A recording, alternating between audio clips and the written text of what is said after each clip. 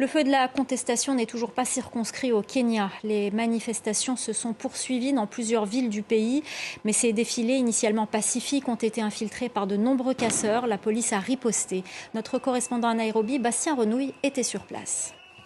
La police avait reçu des ordres, elle ne devait pas laisser les manifestants gagner le centre-ville de Nairobi. Alors très tôt ce mardi matin, elle a ouvert le feu sur les manifestants avec des gaz lacrymogènes, avec des balles en caoutchouc et plus rarement à balles réelles. J'ai vu des policiers acculés dans une ruelle qui, pour se défendre, ont dû tuer notamment à l'AK-47 à plusieurs reprises. Ces policiers qui sont déployés en tenue anti-émeute absolument partout dans le centre-ville de Nairobi.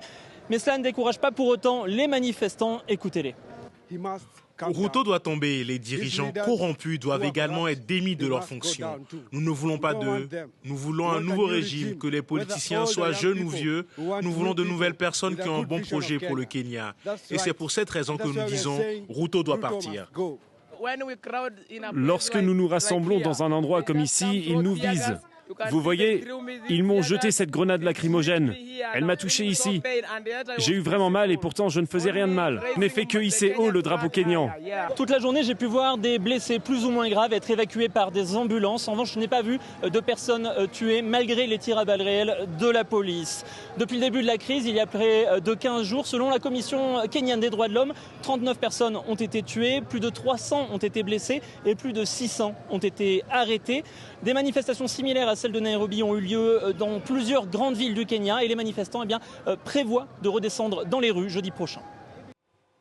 Kenya de Kenyatta. Chouchou doit repartir en 2017. Je peux expliquer mieux le Kenya. Alors, le Kenya est un pays formidable, c'est un très bon pays, très beau pays, mais qui souffre comme la plupart des pays d'Afrique de la démocratie. On souffre de la démocratie. On n'est pas très démocratique. On donnera un mot par rapport à ça à la fin. Le 14 octobre 2017, dans mon sommeil, après que j'ai prié, j'entends la voix d'Odinga. Moi, je n'étais pas très politique à ce moment-là. Je fais les recherches, on me fait comprendre celui qui va être président. Raila Odinga, du Kenya. Mais l'année-là, il gagne les élections en 2017, mais c'est un ballottage avec M. ce qu'on appelle Uhuru Kenyatta. Aujourd'hui encore, le 9, il y a élection. Il y a élection le 9 août. Et ce qu'on me dit, il y a quelques jours, c'est Ruto out. Bon, Ruto c'est l'autre candidat.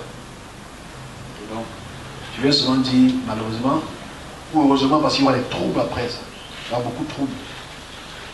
Le parti qui porte le rouge, le parti qui s'habille en rouge au Kenya, va apporter les révoltes.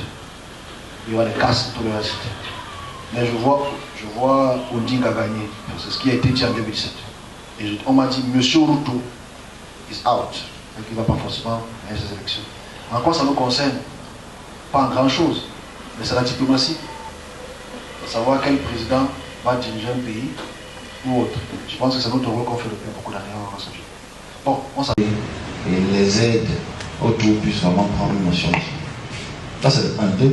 J'ai vu le Kenya être étalé auprès du monde. Il y aura les événements au Kenya qui vont, ça se répète, qui vont se manifester dans quelques temps, qui vont mettre le pays en avant. Ce sont des troubles dans le pays.